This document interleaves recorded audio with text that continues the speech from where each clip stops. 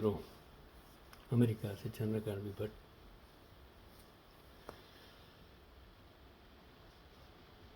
हौसले की उड़ान।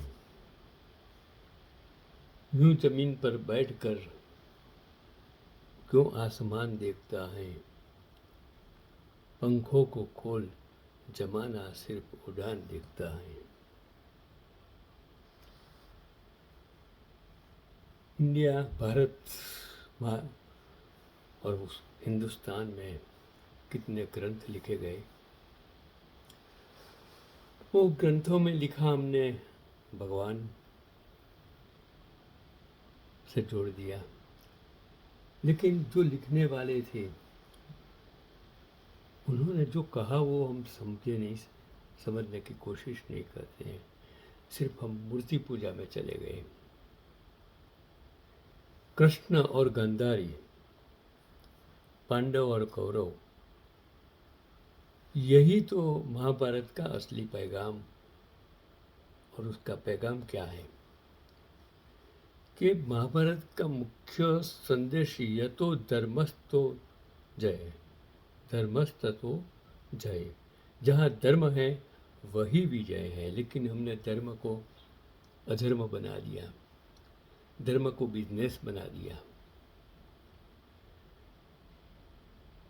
युद्ध अधर्म पर धर्म और अहंकार पर विनम्रता की जीत को रेखांकित करता है। कृष्ण वो निष्पक्ष मार्गदर्शक हैं, कौरव लालच व अहंकार के प्रतीक हैं, और गांधारी का श्राप यह बताता है कि विनाशकारी युद्ध में अंततः सब कुछ नष्ट हो जाता है, चाहे वह सही हो या गलत। आज वो ही हो रहा है भारत में। आज किसी को पता नहीं चलता है कि पांडव कौन है, कौरव कौन है, रावण कौन है, राम कौन है।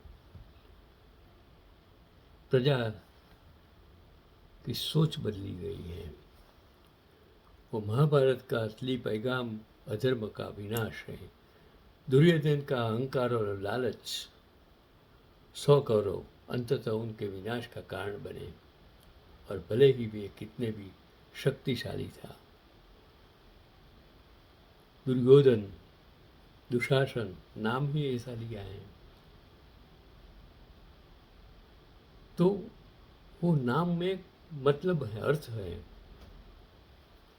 कर्म और धर्म का पालन वो गीता के माध्यम से कृष्ण ने सिखाया कि फल की चिंता किए बिना अपने धर्म कर्तव्य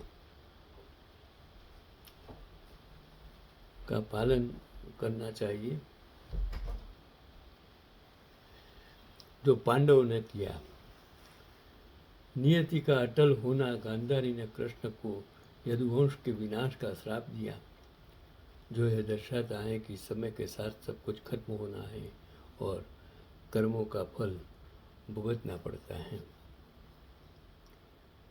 माया और शक्ति का संतुलन बनाया कि कृष्ण ने गांधारी के श्राप को स्वीकार किया, यह बताते हुए कि एक पूर्ण अवतार के रूप में नियम और नियति सभी के लिए समान है, यहाँ तक कि ईश्वर के लिए भी। ईश्वर हो या मानव, नियम सबको एक ही लागू पड़ता है। भावनात्मक और व्यवहारिक संघर्ष यानी कि गांधारी का शोक और श्राप यह दर्शाता है कि युद्ध का अंतिम परिणाम हमेशा पीड़ादायक होता है, जो रिश्तों को उजाड़ देता है। और संक्षेप में हम कहेंगे कि महाभारत यह सीख देता है कि अहंकार, ईर्ष्या और अन्याय का दूसरा नाम कौरव के कारण होने वाला विनाश अवश्यंभावी है, और अंतिम विजय केवल धर्म, पांडव, कृष्ण की ही होती है। वो उसका पैगाम है। महाभारत का असली पैगाम किसी एक पात्र तक सीमित नहीं है, बल्कि यह जीवन के विरोधाभासी और धर्म की सूक्ष्मता को समझाने का एक महाकाव्य है। इसके मुख्य संदेश कुछ इस प्रकार समझने की जरूरत है कि धर्म की विजय परिवर्तनशील नैतिकता। महाभारत सिखाता है कि धर्म सही मार्ग हमेशा काला और सफ़ेद नहीं होता, कृष्ण ने सिखाया कि कभी वही अधर्म का नाश करने के लिए कठिन निर्णय लेने पड़ते हैं। और कर्म का फल क्या होता है कि गांधारी का अपने बेटे के मोह में अपनी गलतियों को अनदेखा करना और कौरव का अहंकार अंततः उनके विनाश का कारण बना। यह दर्शाता है कि पद या शक्ति आपको आपके कर्मों के फल से नहीं बचा सकती। अहंकार और ईर्ष्या का परिणाम यह है कि दुर्योधन की ईर्ष्या और शकुनी की कूटनीति ने एक हंसते खेलते परिवार को युद्ध की आग में झोंक दिया। आज वही पूरे दुनिया में हो रहा है, जो रशिया और यूक्रेन का युद्ध, ईरान इजराइल का युद्ध, ऐसे कितने सारे युद्धों। और उस जमाना था जब राजाओं का दौर था और जब वो युद्ध होता था, वो एक अलग चीज़ है। आज विश्व शांति की इस दुनिया में जो देश शांति से जी रहे हैं, जिनके राजा प्रजा को समझ सकते हैं, जो सत्ता में बैठे लोग प्रजा को समझते हैं, आज जिस परिस्थिति में भारत के सत्ता में बैठे लोग 3 दशक गुजरात में और 1 दशक से पूरे भारत में जिस अधर्मी राजनीति कर रहे हैं, जो देश को बर्बाद कर रहे हैं, वो आने वाले पीढ़ियों के लिए अच्छा नहीं है। इसे समझने की कोशिश।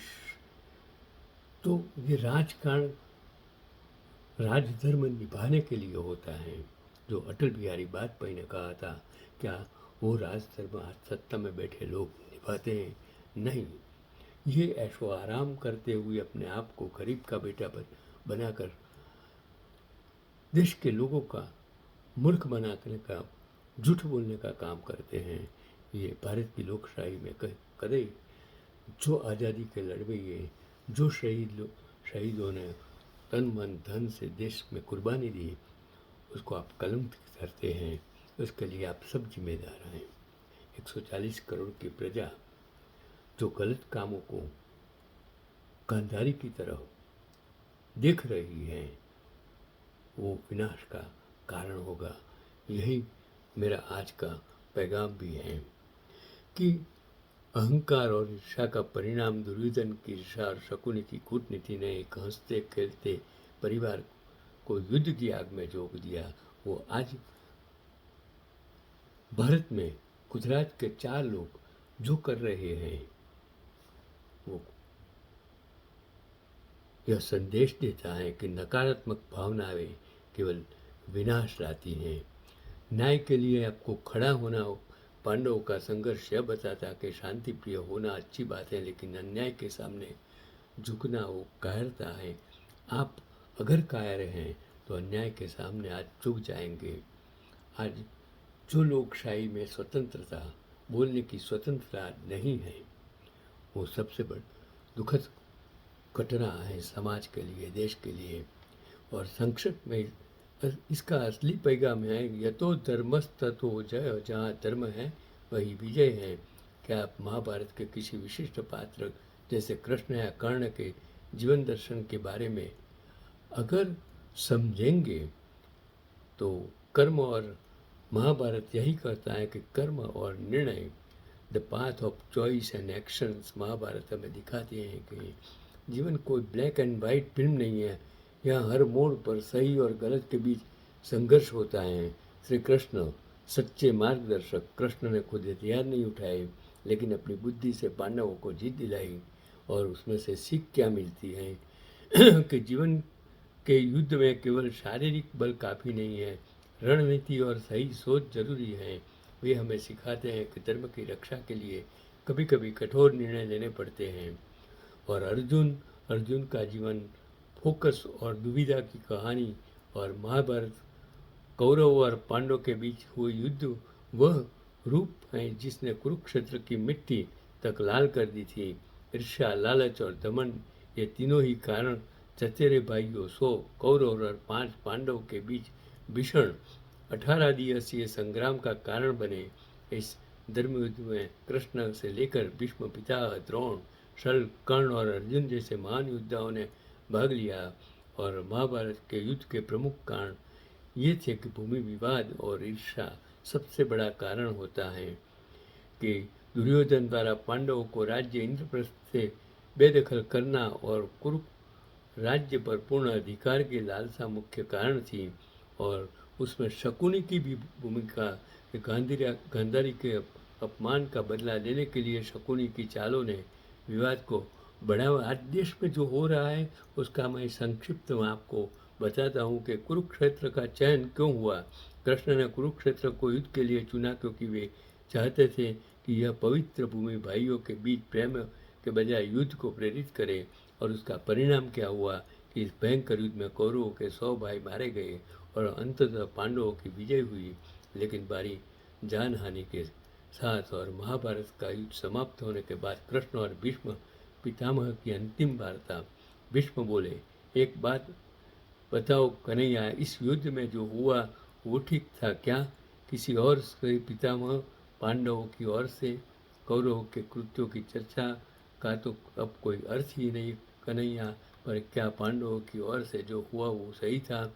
आचार्य द्रोण का वध, दुर्योधन की जंगा के नीचे प्रहार, दुशासन की छाती का चिरा जाना, जयद्रथ के साथ हुआ छल, निहत्थे कर्ण का वध, सब ठीक था? यह सब उचित था क्या? उसका उत्तर मैं कैसे दे? तब महत्वपूर्ण होती है विजय। केवल विजय। भविष्य को यह सीखना ही होगा पितामह, क्या धर्म का भी नाश हो सकता है कि हो? और यदि धर्म का नाश होना ही है तो क्या मनुष्य का कर्तव्य क्या है? यही आज का पैगाम।